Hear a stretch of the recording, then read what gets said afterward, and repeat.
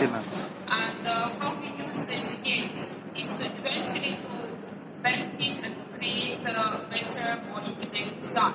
So we use the analytic tools from furniture to cities. And a lot of our buildings are office buildings. So we have extensive research into office layouts. So this is Allen curve, which shows the relation between the proximity and communication. So proximity to the colleagues that you need to work with, and how it exponentially increases the productivity when the connection is right. And so distance to the colleagues that you work with, simply speaking. So this shows in real time the kind of the shortest path to co-workers calculation and all possible variations of that. While it would take many days to calculate, we have developed a tool that kind of that runs through the algorithm, and in typical and kind of quite a few offices have this typical layout with the core in the middle and the open plan office around as a sample model.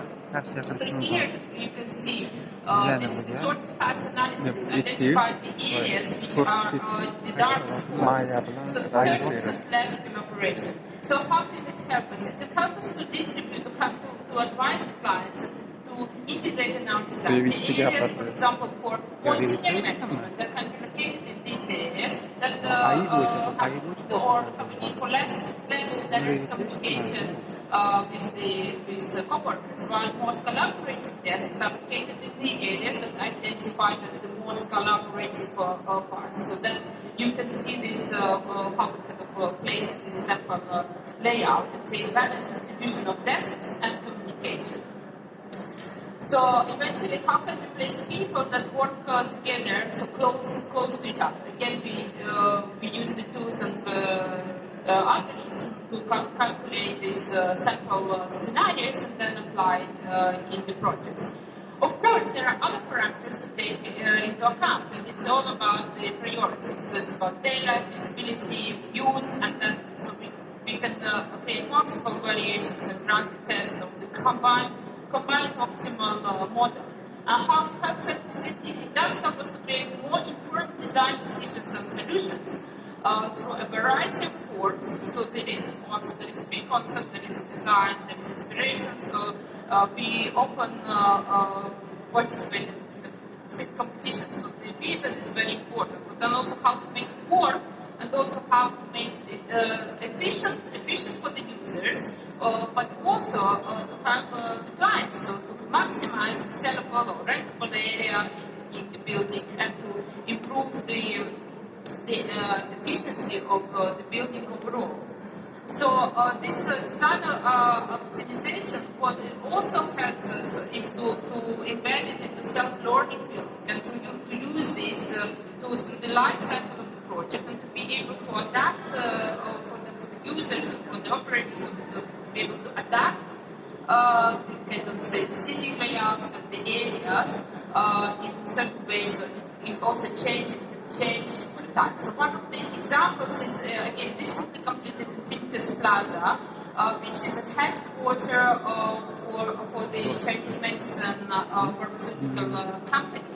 And so this campus is kind of the embodiment of collaborative work, collaborative environment. So we used our in-house tools to kind of to test or how this layout can be adaptive and most used by the users. Another point about this project is that while it looks curvilinear and smooth, it is actually rationalized to the use of this triangulated panels in most parts, minimizing or completely eliminating the use of double curves. So basically, the minimizing the construction cost and complexity.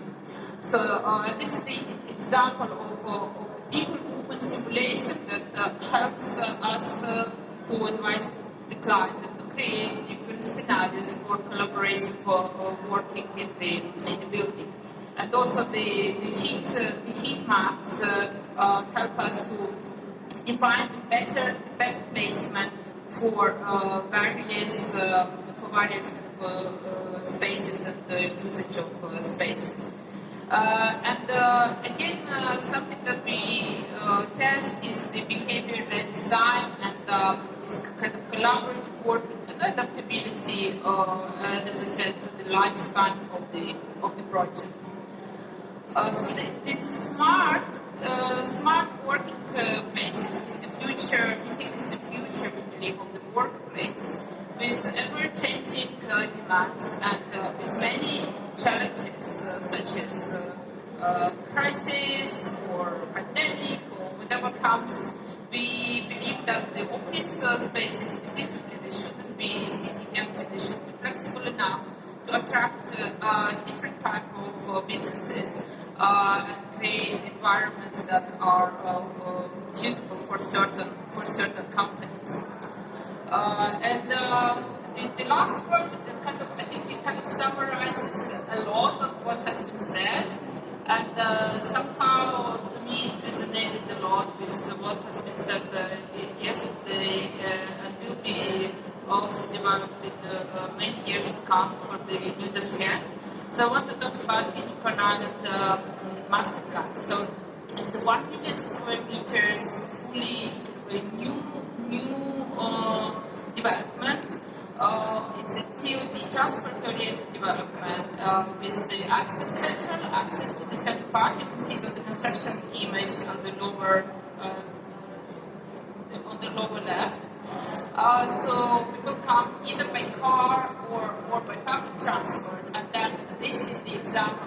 Again, what resonates a lot is a walkable city, 15 minutes walkable distance throughout. So when you come in and park your car, then this development can be walked in 15 minutes.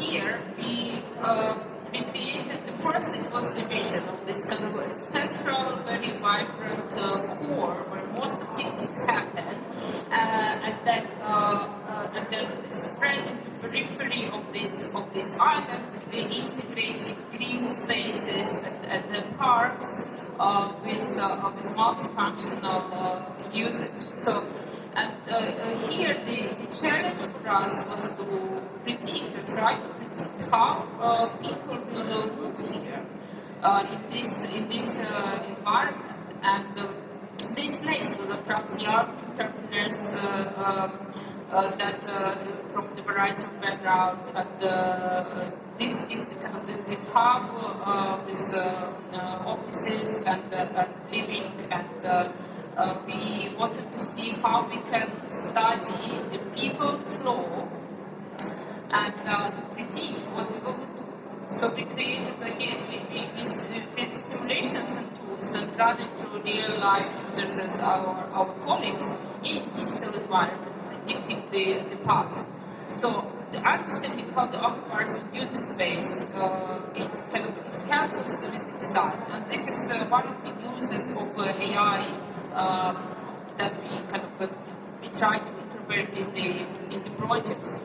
And of course, the algorithms will help us, but we draw our own conclusions. And again, to say that all of these projects, they're only possible with the work and the contribution and development from the collaborators, consultants, and the clients that are willing to create these future spaces.